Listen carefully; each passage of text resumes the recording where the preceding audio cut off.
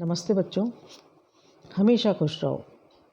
मैं JVN doctor Nirupama Harshvardhan, faculty of education and methodology, Jyoti Vidyapeeth Mahila Vishwavidyalaya Jaipur से।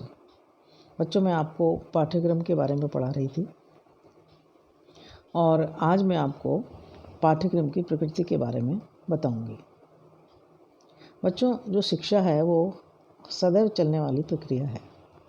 शिक्षा के द्वारा व्यक्ति के व्यवहार में निरंतर परिवर्तन और परिमार्जन होता रहता है। व्यक्ति के व्यवहार में मुख्य रूप से दो माध्यमों से परिवर्तन होते हैं। कौन कौन से? वो दो माध्यम हैं। पहला तो है औपचारिक और दूसरा है अनौपचारिक। औपचारिक रूप के अंतर्गत वे माध्यम आते हैं जिनका नियोजन कुछ निश्चित उद्देश्यों की पूर्ति के लिए व्यवस्थित ढंग से स्थापित संस्थाओं में किया जाता है। इस प्रकार संस्थाओं को विद्यालय कहा जाता है।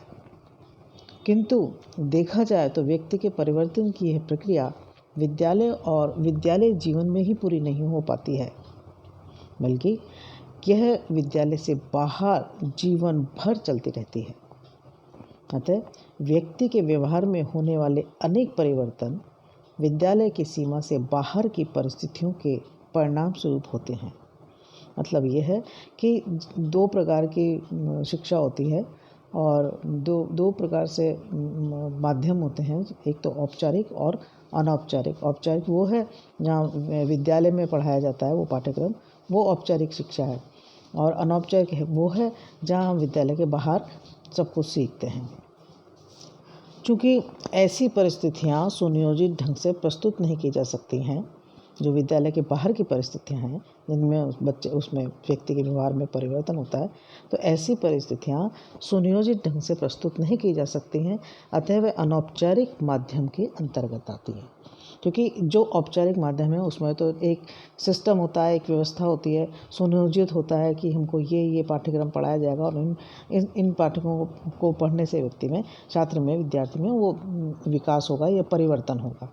किंतु जो बच्चा विद्यालय के बाहर जो चीज़ें सीखता है, जो व्यक्ति बाहर के वातावरण से सीखता है, तो उनको अनौपचारिक इसलिए कहा गया है क्योंकि वो कोई सुनियोजित नहीं होती। वहाँ इन जो परिस्थितियों में सीखेगा वो परिस्थितियाँ विद्यालय के द्वारा बनाई हुई नहीं हैं। तो जो अनौपचारिक माध्यम है वो बाहर की परिस्थितियाँ होती हैं।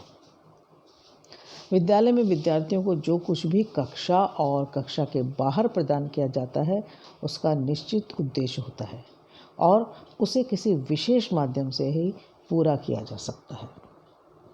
हमारी कुछ संकल्पनाएं होती हैं कि एक विशेष कक्षा उत्तीर्ण करने के बाद विद्यार्थी के व्यवहार में अमुक परिवर्तन आ जाएगा। जैसे कि मानो उसने 9वीं कक्षा उत्तीर्ण की, तो उसमें जो उसका पाठ्यक्रम है उसके माध्यम से ये हम जानते हैं कि अब ये इसने एक कक्षा उत्तीर्ण की है, तो अब इस पाठ्यक्रम को पढ़ के इसके अंदर ये परिवर्तन आएगा, वो ये चीज़ें सीख जाएगा और उसको इतना ज्ञान प्राप्त हो जाएगा। तो हम कहते हैं कि हमारी कुछ जो संकल्पनाएं होती हैं कि एक विशेष कक्षा उत्तीर्ण करने के बाद विद्यार्थी के व्यवहार में ये परिवर्तन आ जाएगा जो हम चाहते हैं। परंतु ये परिवर्तन किस प्रकार आएगा, किसके द्वारा लाया जाएगा और कितना लाया जाएगा आदि ऐसे अनेक प्रश्न हैं जिनका समाधान पाठ्यक्रम जैसे साधन से ही प्राप्त होता है। क्योंकि वो व्यवस्थित है, निश्चित है, एक सीमा में बंधा हुआ है, तो वो जो पाठ्यक्रम है उसके माध्यम से ही हमें पता चलता है कि उस व्यक्ति में, विद्यार्थी में ये परिवर्तन कौन लाएगा, कितना आएगा और कैसे आएगा। अतः बच्चों, स्पष्ट है कि पाठ्यक्रम का संबंध शिक्षा के अनौपचारिक माध्यम से है। शिक्षा जीवन भर चलने वाली प्रक्रिया है। तो बच्चों, ये जो सेशन है ये हमारे ज्योति विद्यापीठ के डिजिटल वर्जन 2.0 से हो रहा था और मुझे उम्मीद है कि आपको ये पाठ्यक्रम की प्रकृति के बारे में जो मैंने समझाया वो समझ में आया होगा। लेकिन आपकी फिर भी कोई जिज्ञासा है तो आप मुझे कमेंट बॉक्स में कमेंट कर सकते हैं।